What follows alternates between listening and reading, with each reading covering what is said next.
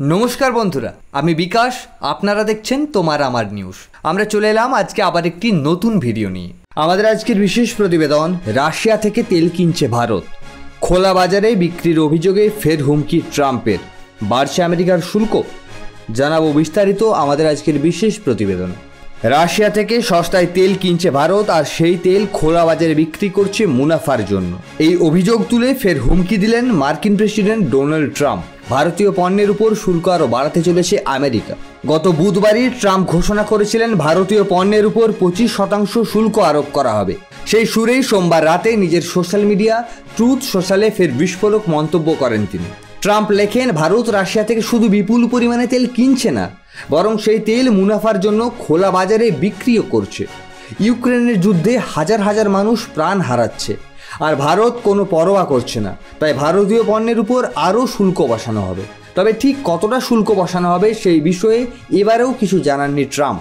এই অভিযোগের মাঝেই একটি বড় রিপোর্ট সামনে এনেছে সংবাদ সংস্থা রয়টার্স। তারা দাবি করেছে ভারতের রাষ্ট্রায়ত্ত তেল সংস্থাগুলি যেমন Indian oil, Hindustan petroleum, Bharat petroleum এবং ম্যাঙ্গালোর রিফাইনারি বিগত এক সপ্তাহ ধরে রাশিয়ার থেকে তেল কেনা স্থগিত রেখেছে। তবে ভারতের বিদেশ মন্ত্রকের মুখপাত্র রণধীর জেসওয়াল স্পষ্ট জানিয়েছেন, এই ধরনের কোনো সিদ্ধান্তের কথা সরকারের কাছে নেই। তিনি বলেন, বাজার পরিস্থিতি ও জাতীয় স্বার্থ বিচার করেই আমরা জ্বালানি কিনি। ভারতের শক্তি নিরাপত্তাই প্রথম অগ্রাধিকার। অর্থাৎ রাশিয়া থেকে তেল কেনা বন্ধ হচ্ছে না, এটাই কার্যত স্পষ্ট করে দিয়েছে ভারত। সম্পূর্ণ প্রতিবেদনটি নিয়ে আপনার কি মনে হয় কমেন্ট করে জানাতে ভুলবেন না। আমাদের আজকে দ্বিতীয় বিশেষ প্রতিবেদন, বাংলা কি বাংলাদেশি ভাষা? দিল্লি পুলিশের চিঠিতে উত্তাল গোটা বাংলা। সম্প্রতি দিল্লির লোদি কলোনি থানার এক পুলিশ অফিসার বঙ্গভবনকে পাঠানো এক সরকারি চিঠিতে বাংলা ভাষাকে বাংলাদেশি ভাষা বলে অভিহিত করেছেন। আর সেই নিয়েই ফুঁসে উঠছে বাংলা। এই নিয়ে সোচ্চার হয়েছেন মুখ্যমন্ত্রী মমতা বন্দ্যোপাধ্যায়। জানিয়ে দিয়েছেন, এই ভাষাতেই লেখা হয়েছে দেশের জাতীয় সঙ্গীত। এর পাশে দাঁড়িয়েছে তামিলনাড়ুর মুখ্যমন্ত্রী MK স্ট্যালিনও। বলেছেন, এটা শুধু বাংলা নয়, অহিন্দি ভাষার উপর আক্রমণ।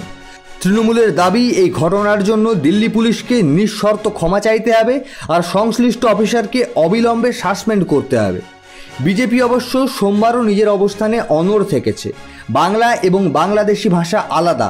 ফের এমনটা দাবি করে নতুন ব্যাখ্যা দিয়েছেন দলের IT সেলের প্রধান অমিত মালবিয়া। সমাজ মাধ্যমে একটি পোস্ট করে তার দাবি, বাংলা শব্দটি জাতিগত পরিচয় বোঝাতে ব্যবহার করা হয়।